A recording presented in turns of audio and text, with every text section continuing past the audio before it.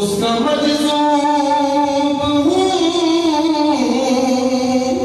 کیا یہ کم ہے کہ میں ان سے منسوب ہوں،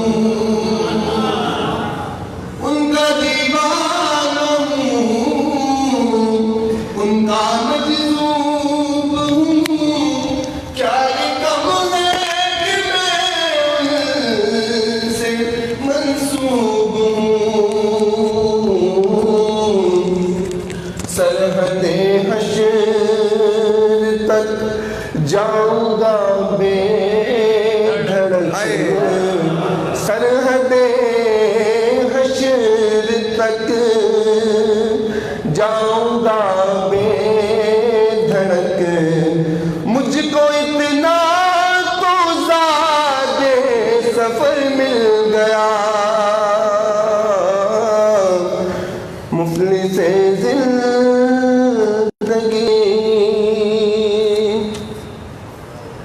ذہن بے رنگ تھا، سانس بے روپ تھی، روح پر معصیت کی کڑی دھوپ تھی، ذہن بے رنگ تھا، سانس بے روپ تھی، سانس بے روپ تھی، روح پر معصیت کی کڑی دھوپ تھی، اس کی چشمے غنی رونق جاں بنی، چھاؤں جس کی گھنی وہ شجر مل گیا، اس کی چشمے غنی رونق جاں بنی، چھاؤں جس کی گھنی وہ شجر مل گیا، مفلس زندگی۔ اور مکتا ہے جب سے مجھ پر ہوا مصطفیٰ کا کرم، بن گیا دل مظفر چراغ حرم، جب سے مجھ پر ہوا مصطفیٰ کا کرم، بن گیا دل مظفر چراغ حرم، زندگی پھر رہی تھی بھٹکتی ہوئی، زندگی پھر رہی تھی بھٹکتی ہوئی، میری خانہ بدوشی کو گھر مل گیا، مفلس زندگی اب نہ پوچھے کوئی، مجھ کو عشق نبی اس قدر مل گیا۔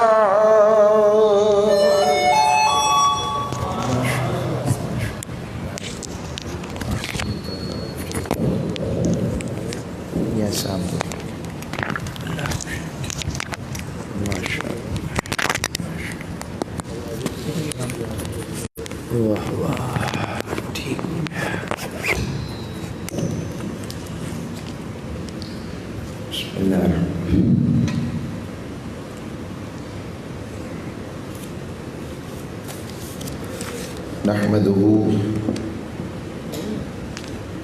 ونصلي ونسلم على سيدنا ومولانا وملجأنا ومأوانا محمد صلى الله عليه وسلم،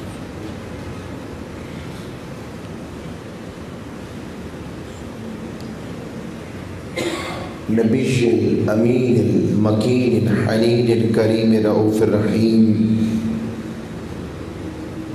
اما بعد فاعوذ باللہ من الشیطان الرجیم بسم اللہ الرحمن الرحیم قال اللہ تبارک و تعالی فی القرآن المجید محمد الرسول اللہ والذین معه اشداء علی الکفار رحماء بینہم تراہم رکعا سجدا یبتغون فضلا من اللہ ورضوانا سیماہم فی وجوہہم من اثر السجود ذالک مثلہم فی التوراۃ ومثلہم فی الانجیل کزرع اخرج شطأہ فآزرہ فاستغلظ فاستوى على سوقه يعجب الزراع ليغيظ بهم الكفار وعد الله الذين آمنوا وعملوا الصالحات منهم مغفرة وأجرا عظيما صدق الله مولانا العظيم وصدق رسوله النبي الأمين الكريم.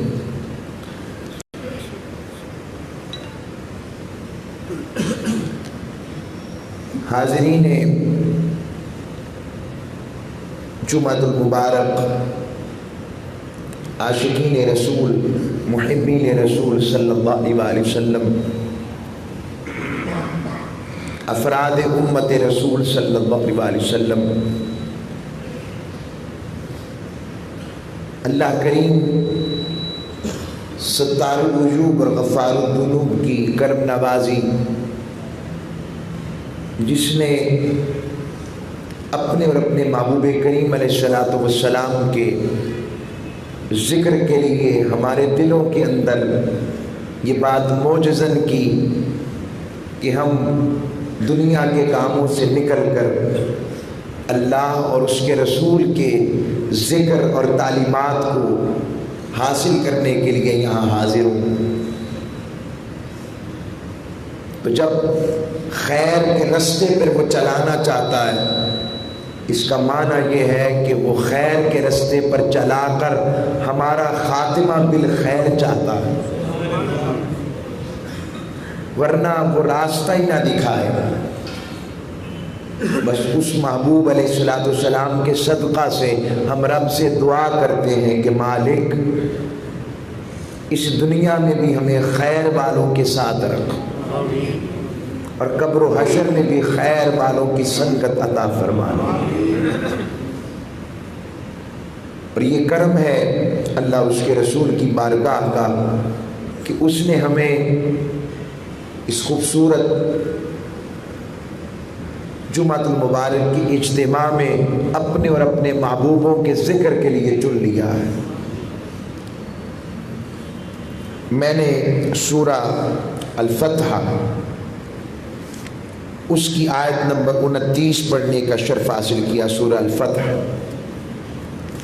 اللہ رب العزت نے یہ مضمون پچھلے جمعے کے مضمون کا تسلسل ہے، جس کا عنوان کشتگان تسلیم و رضا، عاشقین ساقی کوثر، میں خار دیدار مصطفیٰ، محافظین طریقہ و سنت مصطفیٰ.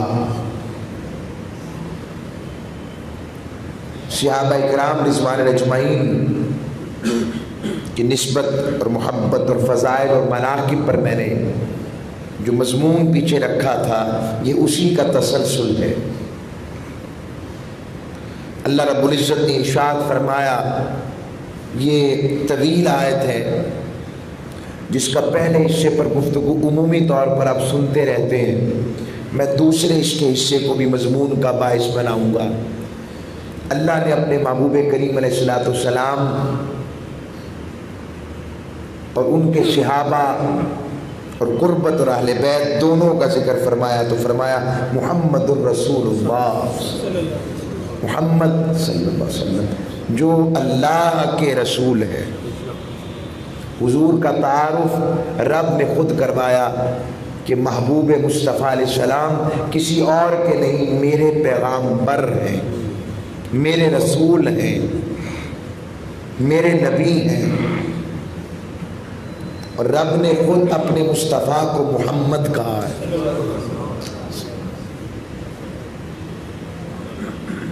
تو جب نام قبول ہوتا ہے تو رکھا جاتا ہے۔ ہمارے ہاں قبولیت کا معیار کچھ اور ہے۔ جب وہ قبول کرتا ہے تو وہ جب محمد کہتا ہے، اور محمد کے معنی ہے جس کی ہر لمحہ، ہر وقت، ہر جا تعریف، توصیف، اوصاف، خوبیاں، خیر، عظمتیں، بلندیاں، رفعتیں، ترقیاں وہی بیان ہوتی ہیں۔ اور زمان و مکان نہ بھی ہوں تو اس کی تعریف نہ رکے۔ تو رب جسے خود محمد کہے صلی اللہ علیہ وسلم، کیا شان ہوگی۔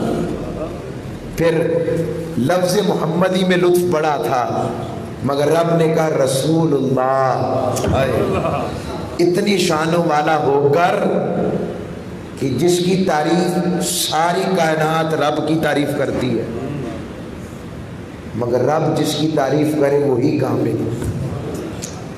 ساری کائنات مخلوق ہو کر رب کی تعریف کر بھی لے تو رب کی تعریف کے مطابق، ذات کے مطابق تعریف نہیں کر سکتی۔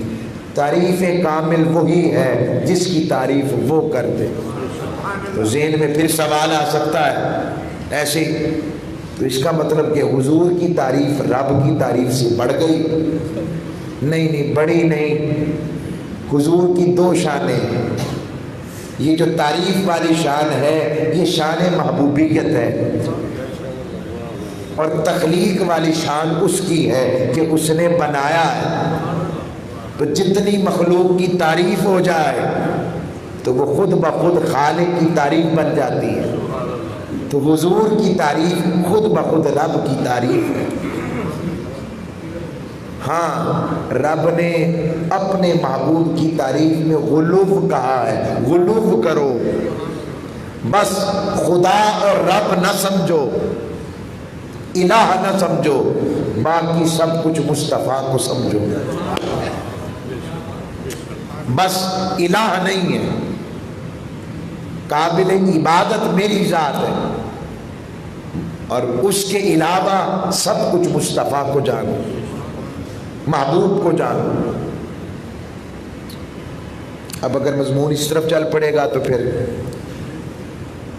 اصل موضوع رہ جائے گا کہ اس طرف چلنا چاہیے، کیا کہتے ہیں؟ چل پڑے؟ اچھا، چلے، میں وہ بھی انہی کی بات ہے، ایک نقطہ دے کر پھر میں واپس پلٹتا ہوں۔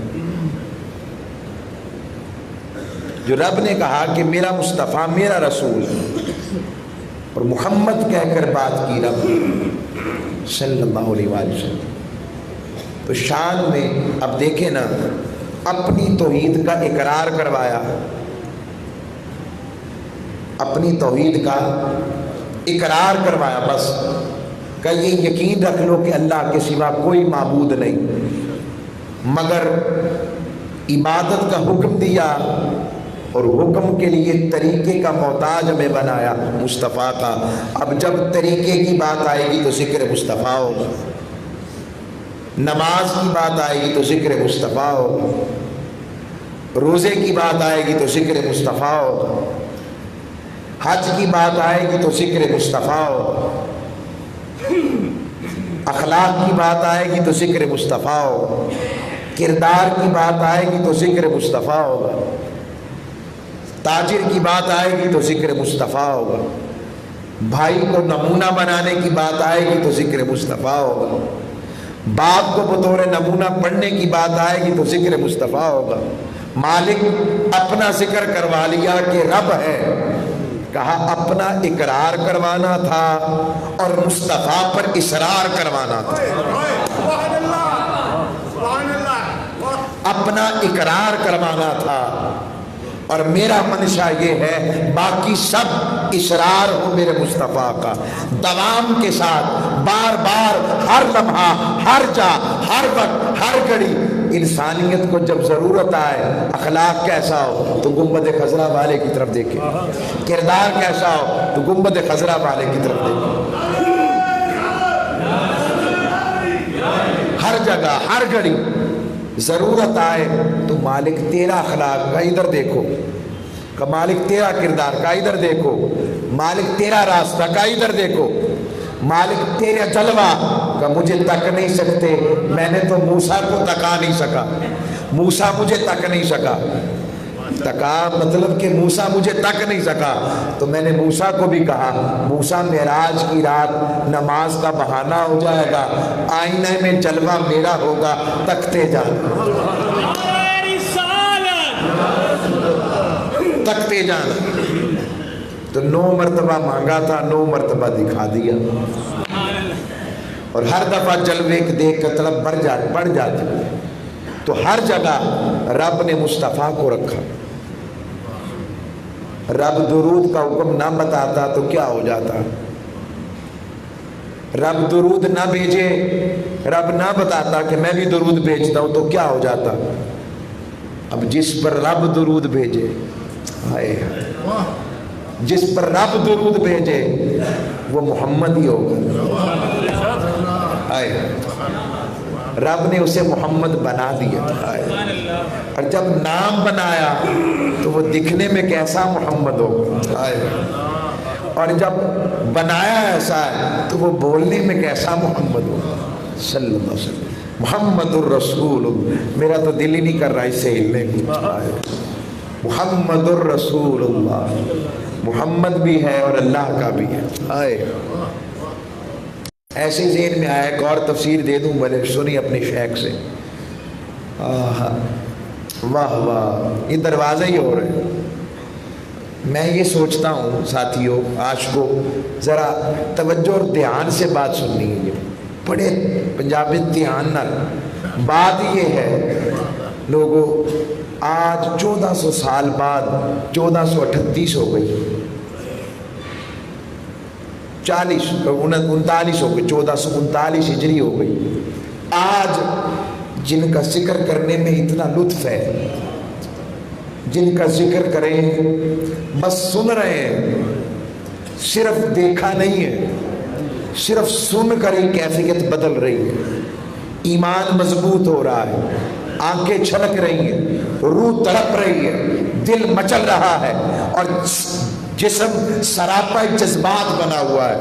یہ کیفیت ان کی سن کر ہے تو صحابہ جو تکتے ہوں گے وہ کیا کرتے ہوں گے؟ جنہوں نے تک لیا یار، جنہوں نے تک لیا وہ کیا کرتے ہو؟ وہ واقعی بک گئے، وہ واقعی بک گئے۔ اس لیے رب نے کہا والذین معہ، سونیا جو تیرے ساتھ ہیں مجھے بڑے پیارے لگے۔ پہلی شان حضور کی بیان کی اور کہا والذین معہ، سونے یہ تیری جھوک کے آسے پاسے نہیں پھرتے، وسدے ناسے دستے ہاسے، تیری جھوک دے آسے پاسے، سندے ہاسے مٹھیاں گالی، سونا یار سنیندہ ہاسے۔ آئے میٹھی میٹھی باتوں سے یار کی خوش ہوتے ہیں۔ تو صحابہ اور اہل بیت تو اس میں شامل ہیں دونوں۔ تو فرمایا ان کی شان کیا ہے، اور رب نے بتایا کہ ان کو نسبت مصطفیٰ کی ہوئی تو میں نے کہا والذین معہ، سونیا جو تیرے ساتھ نہیں ہے۔ اب رب ان کی شان بیان کر رہا۔ آئے دوست کا دوست بھی دوست ہوتا ہے، دوست کا دوست بھی۔ عاشق کہتے ہیں ہم میں اور رب میں ایک بات تو کامن ہے نا، ہے یہ بات ان کی، ہماری کہاں پر؟ وہ کہتے ہیں ہم میں اور ان میں ایک بات تو مشترکہ ہے نا، وہ بھی اس کا عاشق ہے جس کا نام محمد مصطفیٰ، اور ہم بھی دعویٰ عشق اسی سے کرتے ہیں جیسے بھی ہیں۔ تو رب کو اس لیے بھی پیارے لگتے ہیں۔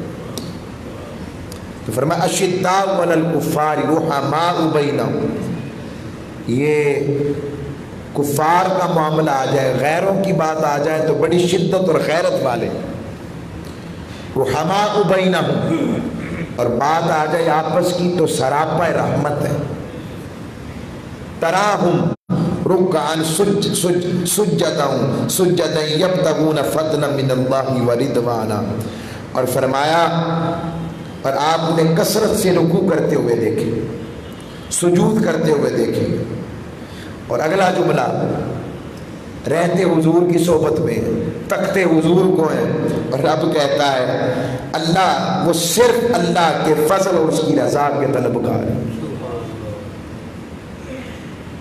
حضور سے انہیں اللہ کی خیر ملتی ہے، اللہ کی محبت کی خیر، اللہ کے جلووں کی خیر، تو اس خیر نے انہیں رب والا بنا دیا، رب کے فضل والا بنا دیا، رب کی رضا والا بنا دیا، رب کے کرم والا بنا دیا۔ اور ان کی نشانی کیا ہے؟ ان کے چہروں پر سجدوں کا اثر ہے، ان کے چہروں سے پتہ لگ جاتا ہے یہ مصطفیٰ والے ہیں۔ لوگوں، ہم بھی کچھ کوشش نہ کریں اپنے چہروں پر، کوشش نہ کریں، کیسے؟ ایسے کہ ہم بھی سجدوں کو ذرا حضور کی صحابہ کی نقل میں کرتے رہیں، ذوق عبادت اور ذوق نیکی ان کی نقل میں کرنے کی کوشش کرتے رہے۔ نیت یہ نہ ہو کہ دنیا کیا کہے گی، نیت یہ ہو کہ وہ کیا کرے۔ جب یہ کریں گے تو پھر اس کا اثر چہروں پر ہو جائے گا، جب چہروں پر ہوگا تو زبان بھی ویسی رب تاثیر والی کر دے گی۔ یہ کوئی نئی بات تو نہیں کہی میں نے۔ اب حضرت شیخ معین الدین چشتی اجمیری رحمت اللہ علیہ کو صحابی تو نہیں تھے،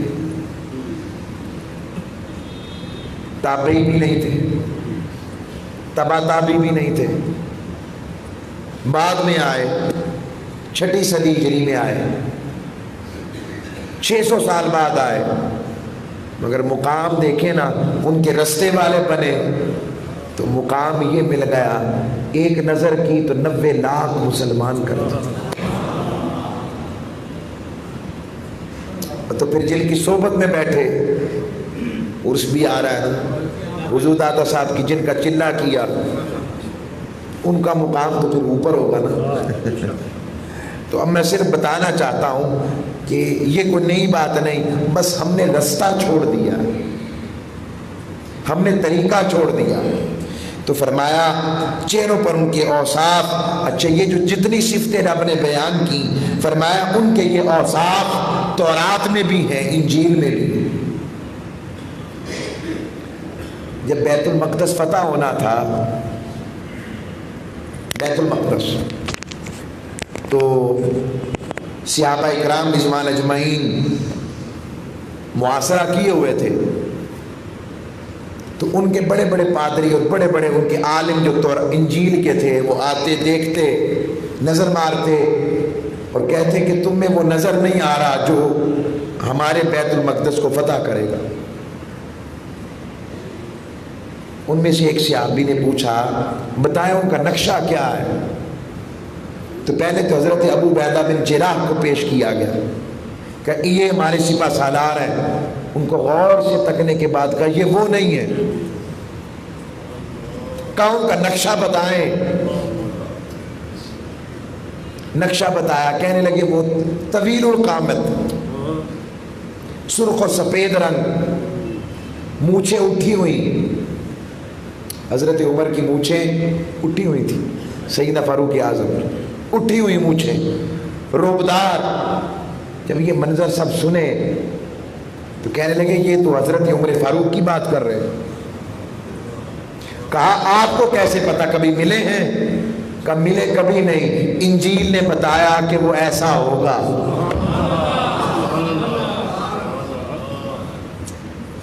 لوگوں، جن کی شان تورات و انجیل بیان کرے، جس ابو بکر عمر کی شان تورات و انجیل بیان کرے، ایسا ہو سکتا ہے کہ وہ حضور کے وصال کے بعد بدل جائیں؟ میں اشارتاً بات سمجھا رہا ہوں کہ وہ حضرت عبداللہ وہ آقا علیہ السلام کے بعد اہل بیت اطہار کے ساتھ اچھا سلوک نہ کریں، ایسا ذہن میں آتا ہے؟ میں کہتا ہوں چلے مان لیا کہ ہو سکتا ہے تاریخی نوعیت کی باتیں جس نے بتائیں کچھ سچ ہوگی، فرض کیا ایزیوم کر لیتے ہیں اس بات کو، فرض کیا۔ اچھا میرا سوال ہے بھئی، ہمیں تو پتہ نہیں تھا کہ مستقبل میں انہوں نے ایسا ہو جانا، رب کو تو پتہ تھا نا؟ رب نے ان کی شان میں آیتیں قرآن میں کیوں اتاری؟ رب ہی ان کی شان میں آیتیں نہ اتارتا؟ جس کی تعریف رب کرے، جن کے ایمان کی تعریف رب کرے، جن صحابہ کی شان کا ذکر رب کرے، جن کے عظمت و کردار کا ذکر رب کرے، جن کے بلندی کا ذکر رب کرے، جن کی قربانیوں کا ذکر رب کرے، جن کے اثار کا ذکر رب کرے، جن کا سب کچھ لٹا کر یار کو منانے کا ذکر رب کرے، جن کی رضا کا ذکر رب کرے، جن سے راضی ہونے کا ذکر رب کرے، یہ کیسے ہو سکتا ہے کہ وہ حضور کے بعد بدل جائیں اور ایسے 3-4 صحابہ رہ جائیں بس؟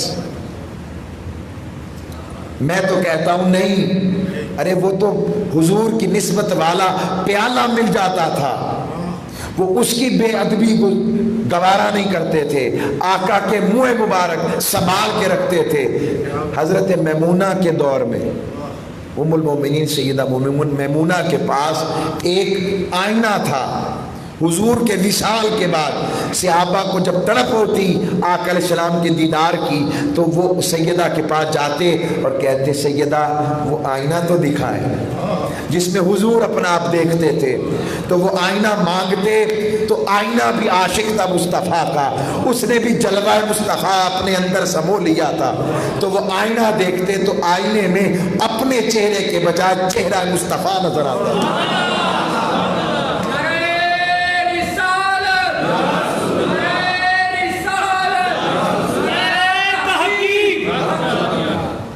تو بتانا چاہتا ہوں، یہ عرض کرنا چاہتا ہوں، جن کو یہ ادب ہو تو حسن و حسین میں تو دکھتے ہی مصطفیٰ تھے، ہائے ہائے ہائے، دکھتے ہی مصطفیٰ تھے۔ سیدہ کائنات، طیبہ کائنات، طاہرہ کائنات، سیدہ مخدومہ کائنات، سیدہ فاطمہ تو زہرا تو شبیہ مصطفیٰ تھی، کیا ان کے ساتھ کوئی ایسا کر سکتا ہے غیر من؟ اس کا مطلب تاریخ غلط ہو سکتی ہے، نہ رب غلط ہو سکتا ہے، نہ رب کا قرآن، نہ مصطفیٰ، یہ ذہن میں رکھیں، ورنہ رب ان کی شانوں میں آیتیں نہ اتارتا، یہ ذہن میں رکھیں، یہ بات آپ کو عقیدتاً۔ اور اگلی بات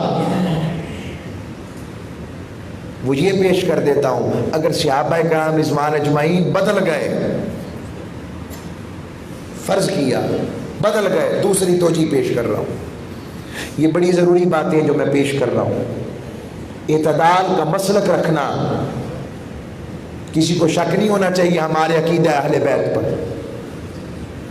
ہم ڈر کے بات نہیں کرتے، الحمدللہ ہم تحقیق کے دائرے میں رہتے ہوئے جرأت سے بات کرنا جانتے ہیں، ورنہ لوگ تو بات ہی نہیں کرتے۔ یزید کے کفر پر ہم نے گفتگو کی کہ نہیں کی؟ شان امام علی مقام کی شان پر گفتگو کی کہ نہ کی؟ حتیٰ کہ مجھے پتا ہے کئی لوگوں نے ذہن مجھے بتایا گیا، وہ کئی کہہ رہے تھے کہ آپ نے جو گفتگو کی لگتا ہے آپ کو کوئی کسر ہے۔ مجھے یہ بات پہنچی، مجھے پتا ہے مجھے یہ بات حقیقت پہنچی کہ وہ کہہ رہے تھے کہ پھر میں نے کہا یاد رکھو، ذکر حسین کرنے سے ذکر صحابہ کم نہیں ہوتا، اور ذکر صحابہ کرنے سے شان اہل بیت نہیں گھٹتی، کیونکہ دونوں کو مصطفیٰ نے مقام عطا کیا، در والوں کا گھر والوں سے مقابلہ نہیں کروایا جاتا، گھر والوں کی اپنی شان ہے، در والوں کی اپنی شان ہے، یہ ذہن میں رکھیں۔ عرض کر رہا ہوں، یہ ساری دنیا سن رہی ہے، میں بتا رہا ہوں یہ بات، تو عرض کر رہا ہوں، تو صحابہ کرام رضوان اجمعین کو فرض کیا، وہ بدل گئے. تو پھر آقا علیہ السلام نے جو 23 سال کار رسالت کا فریضہ سر انجام دیا، اور تو پھر اگر وہ صحابہ بدل گئے اور ایمان کی اس کیفیت پر نہ رہے، نعوذ باللہ من ذالک، میرے منہ میں خواب سمجھا رہا ہوں کہ اگر ایسا ہوا تو یہ ناکامی کی ذمہ داری وہ صحابہ پر آئے گی کہ حقیقت میں محنت مصطفیٰ پر آ رہی. یہ بات سمجھنے والی. پھر رب باری تعالیٰ پر بھی بات آ سکتی ہے، مالک تو نے آیت ہی نازل کیوں کی تھی کہ دین مکمل ہو گیا، دین مکمل ہو گیا، آیت کیوں نازل فرمائی؟ رب کو تو پتا تھا دین مکمل تبھی ہوا جب نظام بپا ہو گیا. تو صحابہ کرام رضوان اجمعین ہر لحاظ سے کامل تھے.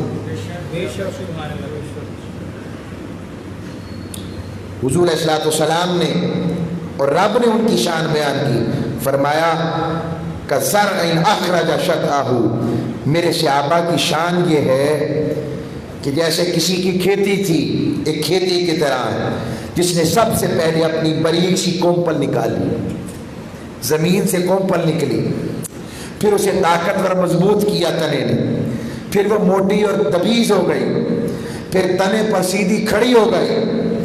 اب اس سے مراد کیا ہے؟ اس سے مراد اسلام ہے، اور اس کھیتی پر اپنی محنت کرنے والے میرے مصطفیٰ ہیں، اور اس کومپلوں سے نکلنے والے صحابہ ہیں. فرمایا کھڑی ہو گئی تو وہ کاشتکار جس نے بڑی محنت کی، کبھی بلال جیسے پر، کبھی سہیب جیسے پر، کبھی زید جیسے پر، کبھی خبیب جیسے پر، کبھی خباب جیسے پر، کبھی عاشقوں پر، کبھی اسی طریقہ کار سے اور عاشقوں پر، ابو بکر پر، عمر پر، عثمان پر، علی پر محنت کی. تو جب وہ ایسے سرسبز ہو کر لہرائی اور خطبہ حجت الوداع میں 1,24,000 عاشق میرے مصطفیٰ کے کھڑے تھے، اور میرے آقا انہیں دیکھ کر مسکرا رہے تھے، اور آقا پوچھ رہے تھے عاشقوں میں نے اپنے رب کا پیغام کا حق ادا کر دیا؟ سب نے کہا آقا حق سے بڑھ کر حق ادا کیا، حق سے بڑھ کر حق ادا کیا، حق سے بڑھ کر حق ادا کیا. اور آقا نے کہا مالک گواہ رہنا، مالک گواہ رہنا، اے میرے اللہ گواہ رہنا. یہ دیکھ گواہی دے رہے. تو گواہ دینے والے کوئی عام تھے جن کی گواہی پر رب کو گواہ مصطفیٰ بنا رہے، وہ عام تو نہیں تھے. تو فرمایا تاکہ اس کے ذریعے یہ اللہ کے حبیب صحابہ ہیں، اس طرح ایمان کے تناور درخت بنایا تاکہ ان کے ذریعے کافروں کے دل جلیں. اس کا مطلب ذکر صحابہ سے جن کا دل جلے انہیں سوچنا چاہیے، انہیں اسی طرح جن کا ذکر اہل بیت سے دل جلے انہیں بھی سوچنا چاہیے. یہ دونوں باتیں ذہن میں رکھیں، جن کا ذکر صحابہ سے دل جلے انہیں بھی سوچنا چاہیے، اور جن کا ذکر اہل بیت سے دل جلے انہیں بھی سوچنا چاہیے کہ وہ کیا کر رہے ہیں. اللہ نے ان لوگوں کو جو ایمان لائے، نیک اعمال کرتے رہے، مغفرت اور اجر عظیم کا وعدہ فرمایا. اور یاد رکھیے اللہ والوں کا ذکر کرنا ہمارے بس میں ہے ہی نہیں. صحابہ سے بڑا بھی کوئی اللہ والا ہے؟ واہ واہ واہ، ہو ہی نہیں سکتا. فرمایا ان الذین آمنوا وعملوا الصالحات سیجعل لهم الرحمن ودا، کہ بے شک وہ لوگ جو ایمان لائے، نیک اعمال کرتے رہے، اور پھر رب نے کہا سیجعل لهم الرحمن ودا، ان کی محبت لوگوں کے دلوں میں ڈالنا. رب کہتا ہے میں نے اپنے ذمے لے لیا، رب کی ذمہ داری ہے. تو رب والوں سے پیار کرنا، وہ صحابہ ہوں یا اہل بیت ہوں، ان سے پیار کرنا یہ رب کا کرم ہے جنہیں وہ اعتدال عطا کر دیتا، ہر ایک کر نہیں سکتا. آقا علیہ السلام نے اس لیے ارشاد فرمایا، حضور نے ان کا ذکر فرمایا. اب ایک اور استدلال سے بات کرتا ہوں. حضرت عمران بن حسین روایت کرتے عمران بن حسین سیابی بھی ہیں اور مولا علی مشکل کشا کے بہت پیارے شاگرد بھی ہیں۔ وہ بیان کرتے ہیں کہ رسول اکرم صلی اللہ علیہ وسلم نے فرمایا کہ سب سے بہترین زمانہ خیر امتی قرنی، سب سے بہترین زمانہ وہ ہے جس میں ہوں، ثم الذین یلونہم، ثم الذین یلونہم، پھر اس کے بعد والا، پھر اس کے بعد والا۔ لوگوں، جب زمانہ بہترین ہے تو اس زمانے میں رہنے والے کتنے بہترین ہوں گے۔ لوگوں، ان سے بھی کوئی بہتر ہو سکتا ہے جنہوں نے ایمان کی نظر سے مصطفیٰ کی زیارت کو دیکھا ہو، حضور کو تکا ہو، آقا کی زیارت کا وظیفہ کیا ہو، اپنی آنکھوں کو ٹھنڈا کیا ہو۔ اور ایسے عاشق بھی کبھی دیکھے ہیں کہ آقا حضرت زید حضور کے صحابی ہیں، آپ کھیتوں میں کام کر رہے ہیں، کھیت کام کر رہے ہیں، اچانک خبر آئی، آواز آئی، زید آقا علیہ السلام کا وصال ہو گیا، حضور وصال فرما گئے۔ حضرت زید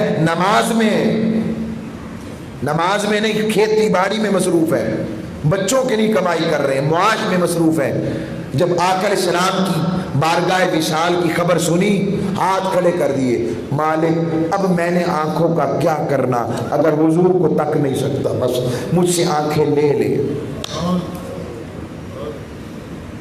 کیا یہ عاشق عشق سے ہٹے ہوئے تھے؟ یہ مجنون نہیں تھے؟ ہائے، یہ عشق مصطفیٰ میں مجنون تھے۔ مجنون نہ ہوتے تو آقا علیہ السلام کا خون پیتے؟ یعنی حضور نے پچھنے لگوا کر دیے اور کہا جاؤ، عبداللہ ابن زبیر کے بارے میں آتا ہے، کہا جاؤ عبداللہ، جاؤ اسے پھینک آؤ۔ آپ پھینکنے گئے تو ادھر ادھر دیکھا کہ زمین پر پھینکوں گا آقا کے خون کو، تو یہ گوارا نہیں، پی گئے اور واپس آئے۔ آقا علیہ السلام کو پتہ لگ گیا، کہا کیا کیا خون کا؟ کہا آقا سچ بتاتا ہوں، بات یہ ہے، میں نے کہا زمین پر گرے تو بے ادبی سمجھتا ہوں۔ اب پورے قرآن میں کہیں آیا تھا؟ رب نے حکم دیا تھا کہ میرے نبی کے خون کو زمین پر نہیں گرنے دینا، کہا تھا رب نے؟ انہوں نے کر لیا، چلیں جب کر لیا ہو گیا، اب رب حکم نازل کر دیتا کہ خبردار ایسا کام نہیں کرنا، رب بھی خاموش، ٹھیک ہے۔ آئے حضور نے سنا، کہا پی گئے؟ ہاں پی گیا۔ کہا اب تیرے خون میں مصطفیٰ کا خون آ گیا، آئے اب جہنم کی آگ تجھے نہیں چھوئے گی، جا۔ کیا عاشق ہے، کیا عاشق ہے۔ تو فرمایا بہترین زمانہ وہ ہے جس میں ہوں، تو بہترین زمانہ جن کی وجہ سے ہے، والعصر، قسم ہے زمانے کی، رب نے زمانے کی قسم تب کھائی جب مصطفیٰ آئے۔ وہ زمانہ مصطفیٰ ہے، وہ زمانہ مصطفیٰ کی بات ہے، وہ زمانہ مصطفیٰ۔ رب جس کی وجہ سے زمانوں کی قسمیں کھائے تو اس زمانے میں جو مصطفیٰ کو ماننے والے ہوں، رب انہیں کمتر رکھے گا، رب انہیں بھٹکنے دے گا؟ ہو نہیں سکتا، ممکن ہی نہیں۔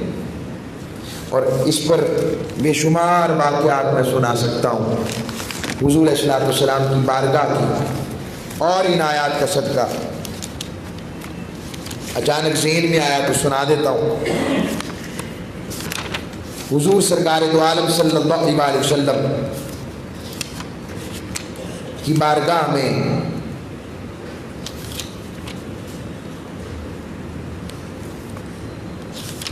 ایک صحابیوں کا نام حضرت اتما الجہنی، اتما آئین کے ساتھ تا میم ہا، اتما الجہنی، وہ روایت کرتے ہیں کہ ایک دن آقا علیہ السلام گھر سے باہر تشریف لائے تو انصار میں سے ایک آدمی ملا آقا علیہ السلام سے۔ اب دیکھیں عاشق کیسے کیسے تھے۔ عرض کی یا رسول اللہ، میرے ماں باپ آپ پر قربان، ہائے رب نے تو نہیں کہا تھا کہ اس طرح کہا کرو، رب نے تو صرف کہا تھا کہا کرو انظرنا، ہم پر نظر کرم فرمائے۔ اب یہ حق بھی امت سے چھیننا چاہتے ہیں، کہتے ہیں کیوں کہتے ہو یا رسول اللہ انظر حالنا، کیوں کہتے ہو، کہاں لکھا ہے؟